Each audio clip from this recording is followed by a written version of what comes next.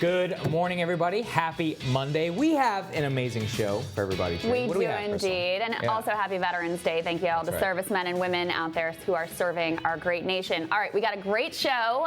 John McAfee is going to be in here talking about cryptocurrency. That's going to be interesting. New polls with Mike Bloomberg in showing how he would do against President Trump and also how he is faring in this current field, and also a little bit of a glimpse at who he may hurt or help if he does eventually get into the race. Also, we're seeing some new information out of Iowa showing that Bernie Sanders is getting a bit of an AOC bump there, so we can talk about that. She's been very helpful in that state. But also, this is the week when public impeachment hearings will start. Saagar, that's coming to you on Wednesday. That's right. So on Wednesday, televised public impeachment hearings will begin. However, many of these witnesses have already testified before the committee, so we have a general idea of what we're going to say.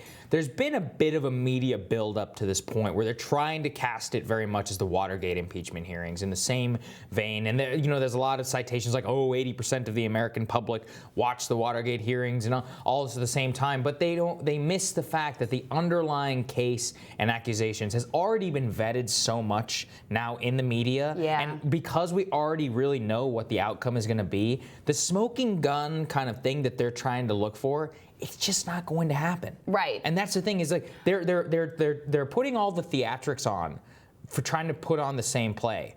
But it's like the script is totally different this time. Well, and they can't people understand. have already made their minds up about what has happened. Right. And even though some of those who think there was some sort of, pressure placed on Ukraine, I mean, Rand Paul is out there saying basically the president is within his rights to do it.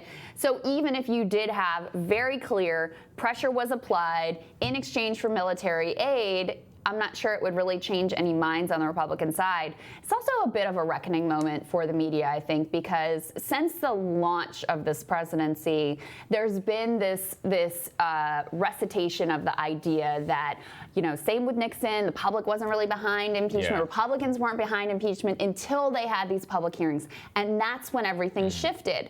And so they've held out this suspenseful, once we have the public hearings, that's when maybe the game will change. That's when maybe Republicans will finally do their soul searching and come over to our side. That's not going to happen. So what's going to be the next thing that they're going to say, okay, well, this will be the thing that will finally change Republicans' minds? Because they can't admit that basically we already know the outcome. The House will impeach. The Senate's not going to convict because that kills all the suspense. It kills all the ratings. And then what do you do? That's really what it's all about. And look, it's with the transcript. There's enough wiggle room in there for the Republicans, for the president, for a lot of people to say, I don't know. Or there was no quid pro quo. Or ultimately the military aid was there. In Nixon's case, he actually ordered a cover-up. It was literally his voice on a tape of him saying it. That was a much more clear-cut smoking gun type situation, and it's really one of those things where that doesn't appear to exist. We have the transcript of the phone call, right? Why do we care if an aide was troubled by the phone call? All this internal machinations within the NSC. We have it. You can see it in front of your eyes. We have the call. We have the underlying evidence. Everybody has seen it. The battle lines are drawn. It's not going to happen. It's like they think that because some NSC translator or staffer was upset that that's going to change the game. It's like, no, that doesn't change anything. Well, I think the other piece here is that even if, so let's say there was that level of a smoking gun. Let's say you had a recording, John Bolton in the Oval Office and made a secret recording of Trump saying, I will not give military aid unless they open. There could be something like that out there. I still don't think it changes anything because Republicans will ultimately go the route of saying, it's foreign, this is foreign aid, it's within the president's discretion, this is national security, he can do it. I don't agree with that. I don't think that this was right. I don't think it's an appropriate use of power. But I still think even with that level of evidence, it's not going to change any Republican minds. And ultimately, look, we are still here at an election day. We were talking about this with Bob Cusack last week, which is that what are they going to do? They're going to go into hearings or into a Senate trial in February, requiring Bernie Sanders, Elizabeth Warren, and all these other presidential candidates to camp out in Washington. And it's constant, what is it? The Rules Committee says that the trial has to last 6 days a week. Right. What are they going to do? It's going to be the greatest thing that have ever happened to them. The Mitch McConnell will keep that thing going as long as he possibly needs to in order to make sure these people don't go to Iowa and New Hampshire. Well, and let me tell you something. I know people put a lot of faith in Nancy Pelosi. I have respect for Nancy Pelosi. I'm not, I'm not dismissing her.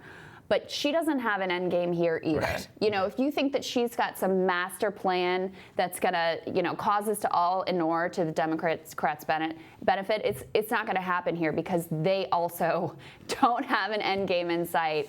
They're just letting this play out. And, you know, I think we all know how this is going to end with the president running around screaming that he was vindicated because he was acquitted in the Senate. Yeah, So that's where we're headed. it. But this week, it's historic. Public hearings, there will be dramatic moments. The Republicans will storm the barricades or whatever they're planning to do. So I'm sure there'll be lots of cable news drama. There'll be countdown clocks on CNN. We'll keep you abreast of all of the most important parts of it, and we're going to tell you what's on our radars. That's next.